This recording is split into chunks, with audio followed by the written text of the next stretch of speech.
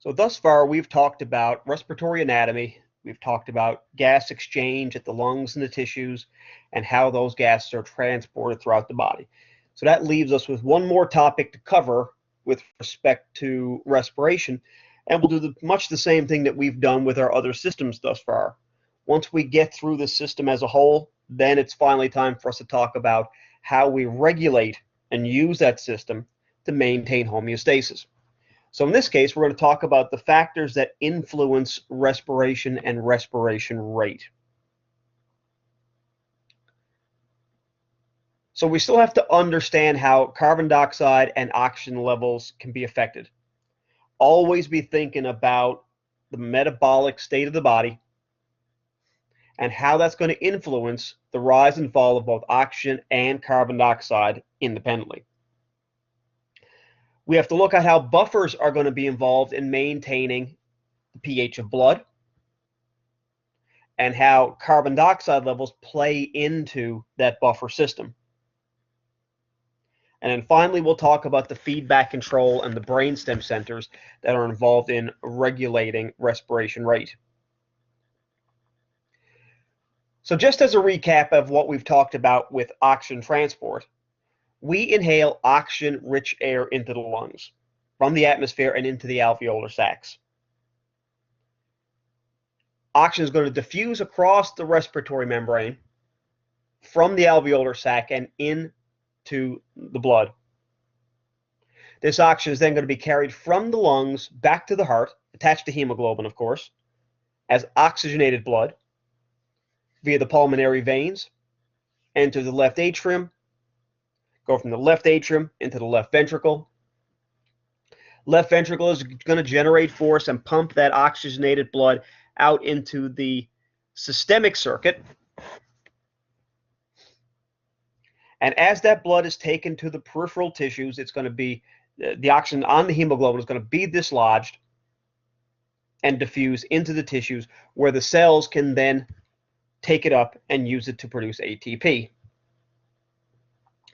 Likewise, but conversely, all at the same time, we see carbon dioxide produced at the tissues. And due to this ongoing production, it's going to diffuse into the capillary wall, through the capillary wall and into the blood at the tissue level. From there, it's going to hitch a ride back to the right side of the heart using the venous system as deoxygenated blood.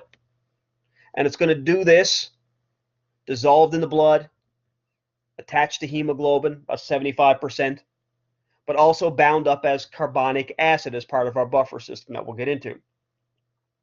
That blood enters the right ventricle, force is generated as the heart contracts, and we eject that deoxygenated blood now out to the lungs, where the carbon dioxide can travel across the respiratory membrane into the alveolar sac. Now, on the next breath out, we expel that carbon dioxide into the atmosphere.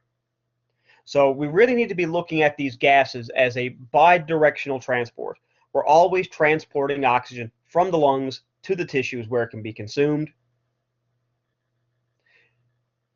At that point, we pick up the carbon dioxide and bring it back to the lungs where it can be expelled.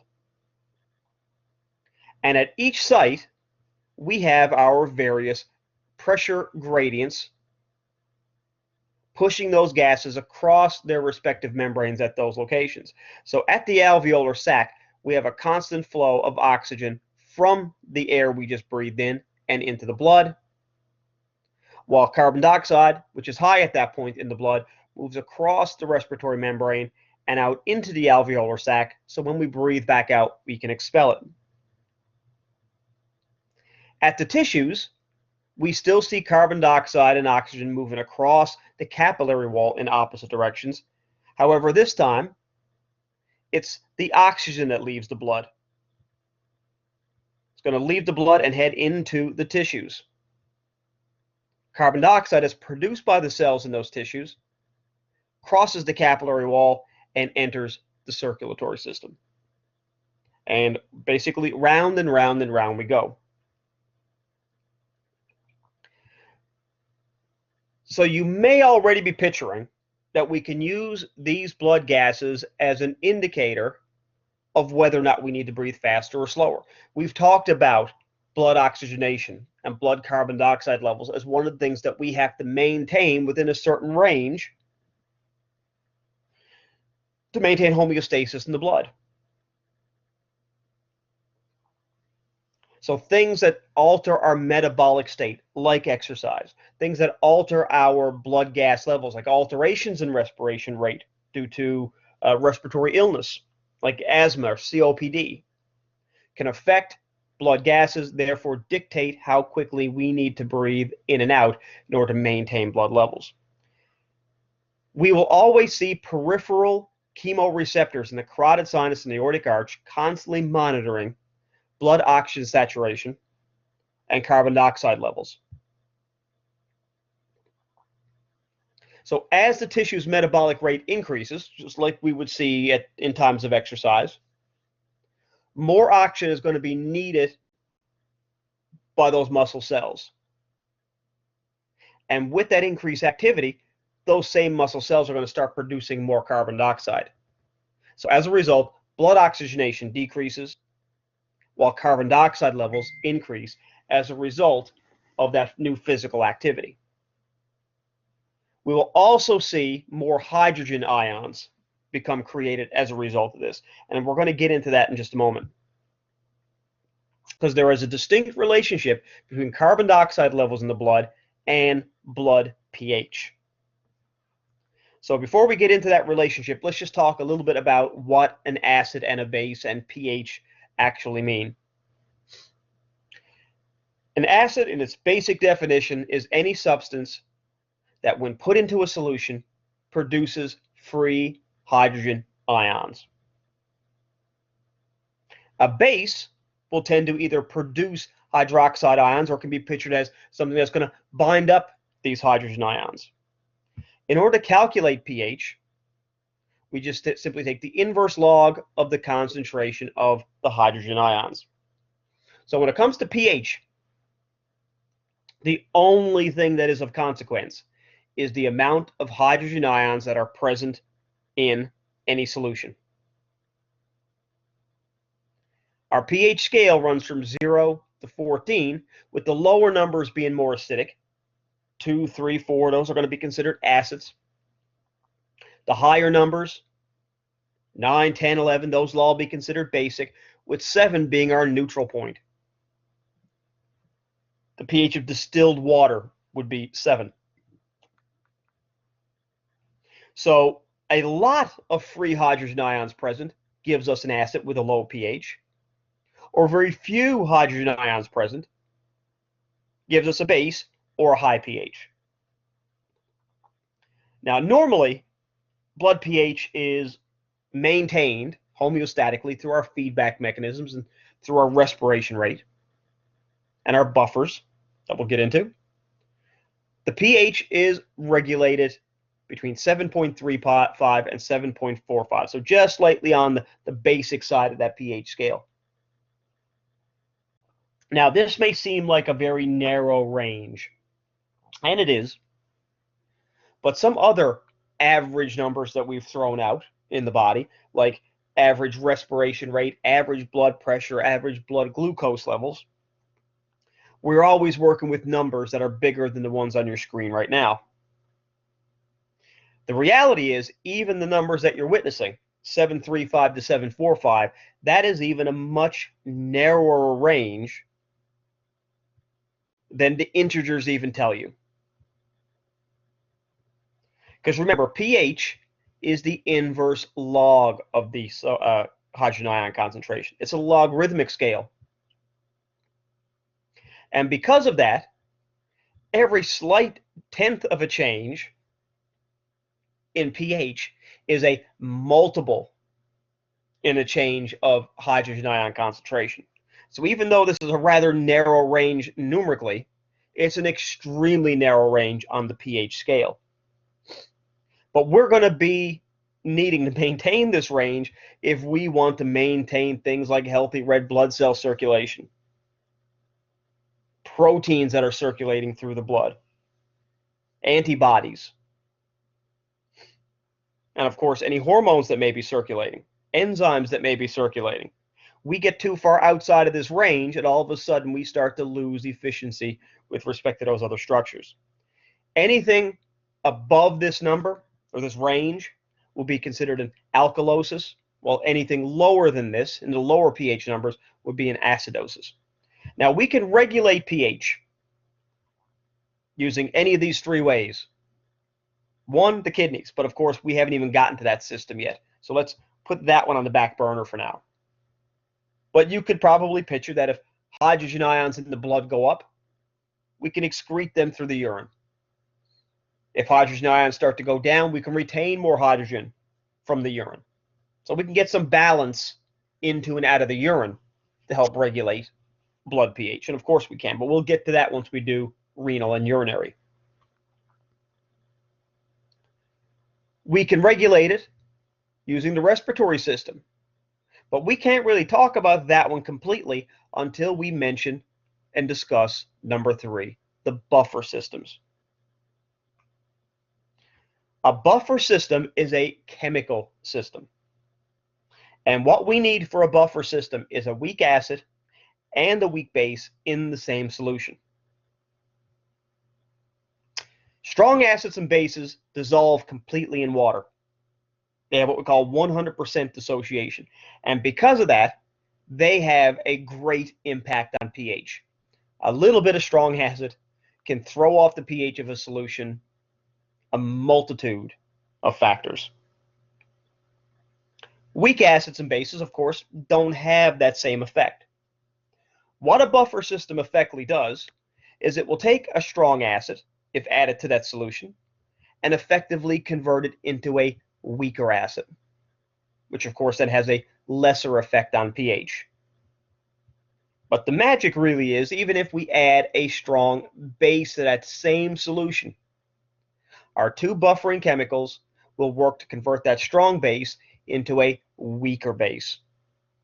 Again, lessening the impact that that strong base would have had on the pH of our solution.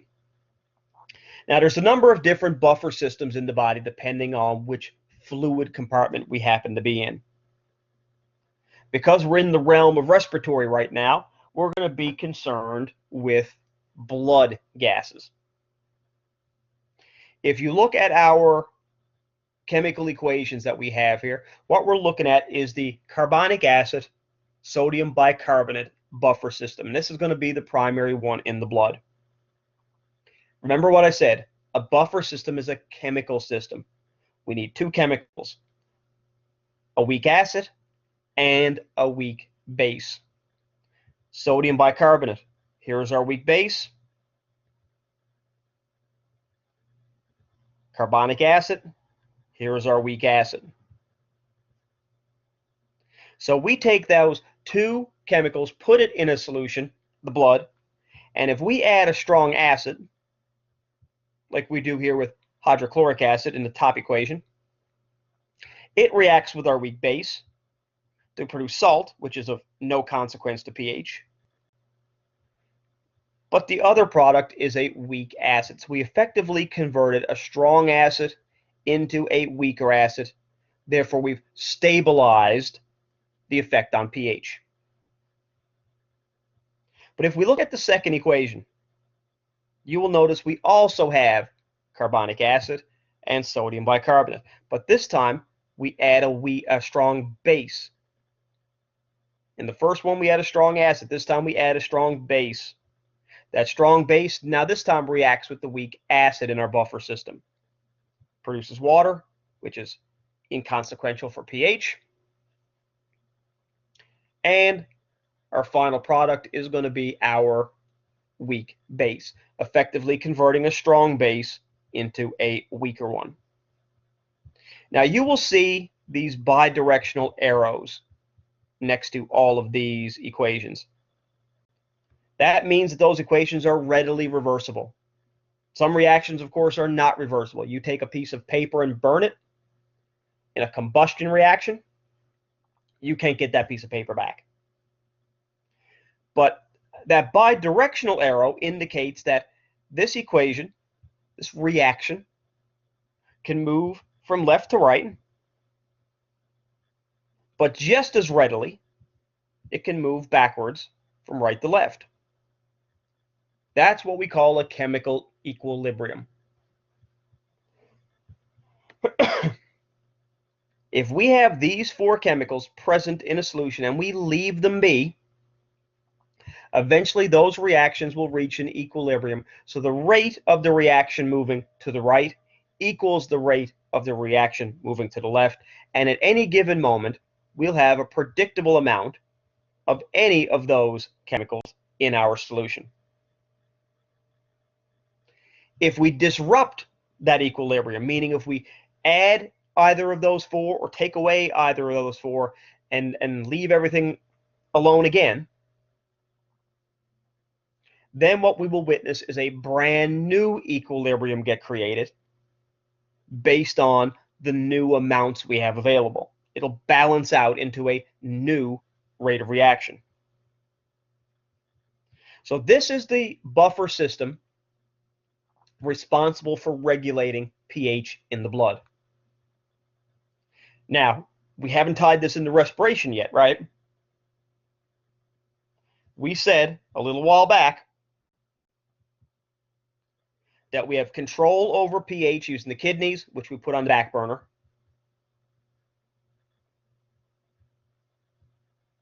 The respiration system, of course we can. That's why we're here talking about it now. But we also said we couldn't finish the discussion on respiration until we got into the buffer systems. So that was the buffer system that effectively stabilizes pH in the blood. Now we tie it into respiration. And the key is carbonic acid. This is one of those ways in which carbon dioxide is effectively transported through the blood as carbonic acid or bound into carbonic acid. Carbonic acid is an acid. So by definition that we had earlier, we put it into water, it has to produce free hydrogen ions. And then we can plug that into our pH calculation and calculate the pH based on how much hydrogen we've produced.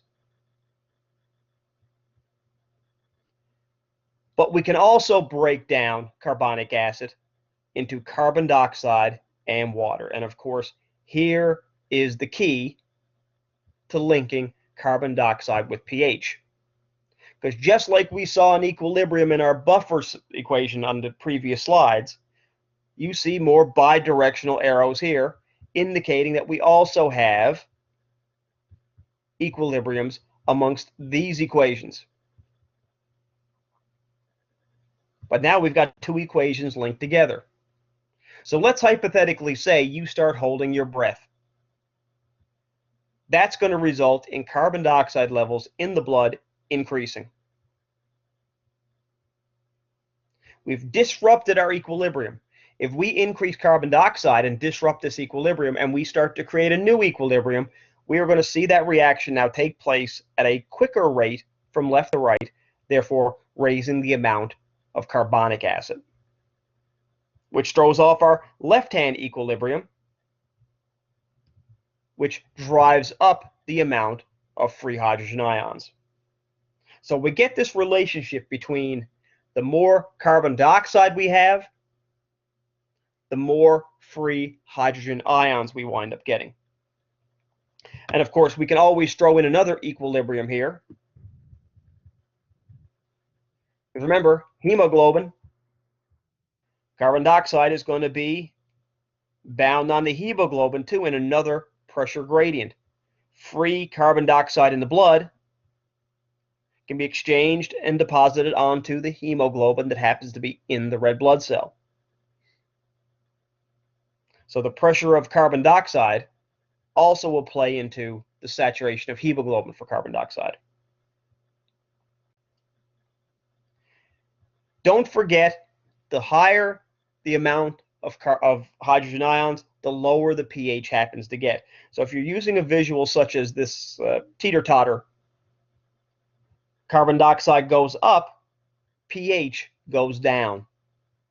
Because in order for pH to go down, we had to increase our hydrogen ion concentration. So now, let's go back. We said we had to tie up how carbon dioxide affects pH, and we did. We've linked it into our buffer system for blood and directly linked it to the amount of free hydrogen ions.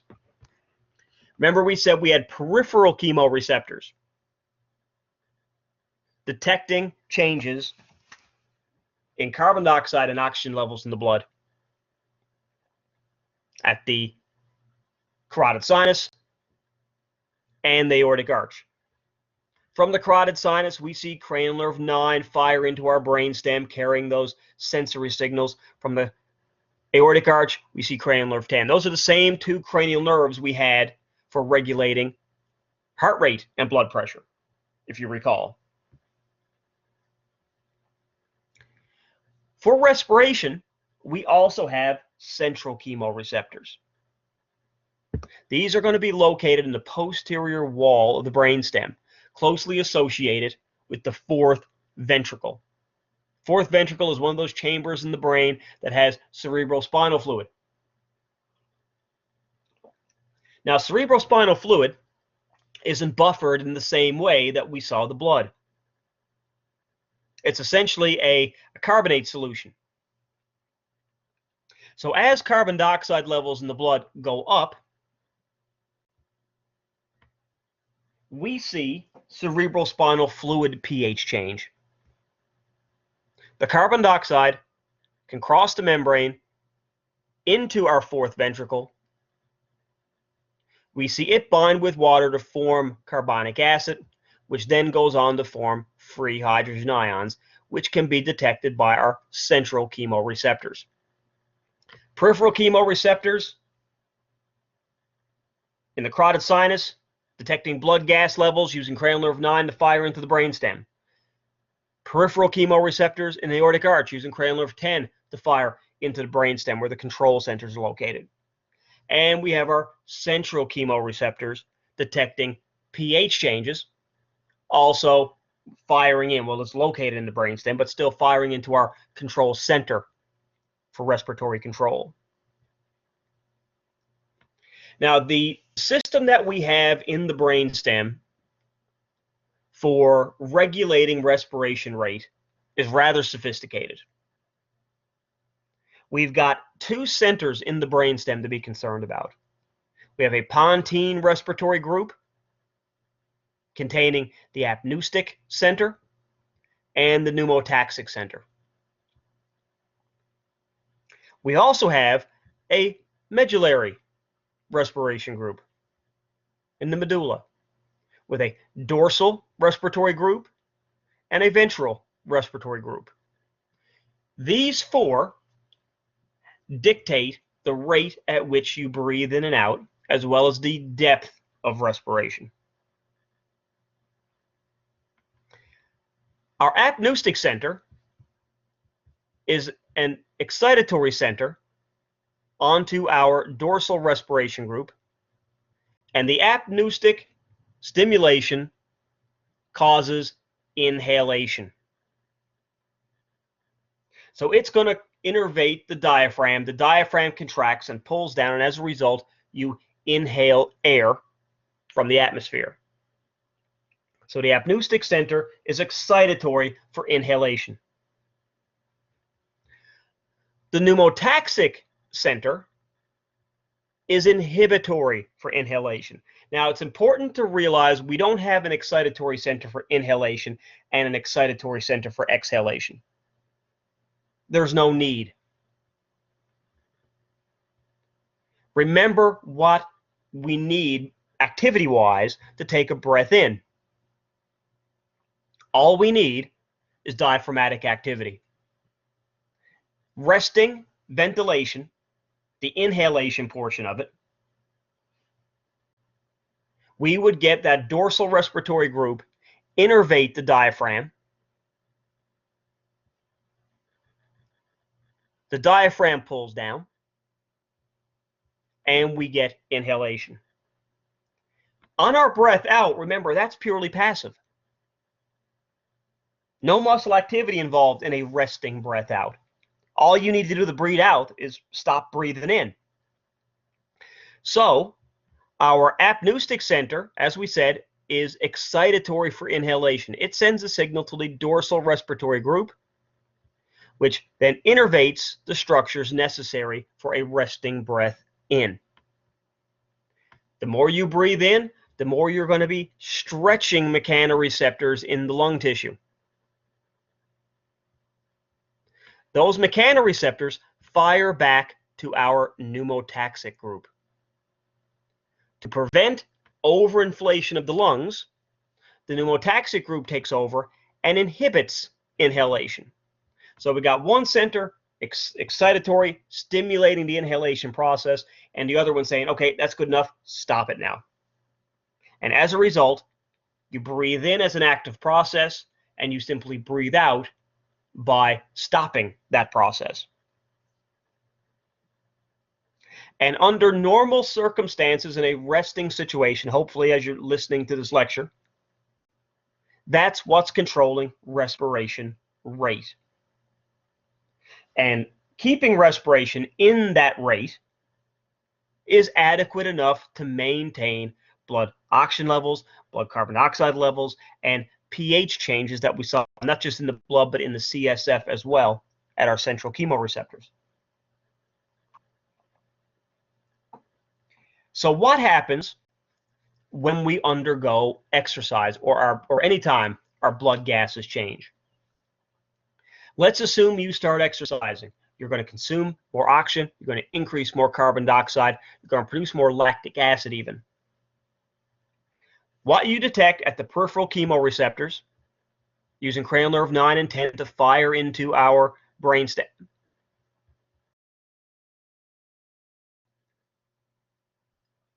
and what you measure at the central chemoreceptors, also firing into these control centers,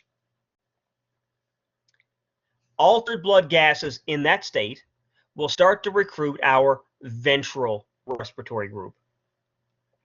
The dorsal respiratory group was primarily responsible for that resting ventilation rate.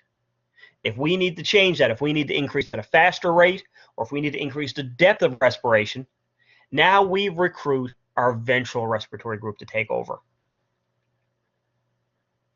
At this point, diaphragmatic activity will increase in rate, it will increase in depth, but we will also start recruiting these secondary accessory muscles for respiration. The scalenes, the sternocleidomastoid, the external intercostals, to elevate those ribs for a deep breath in.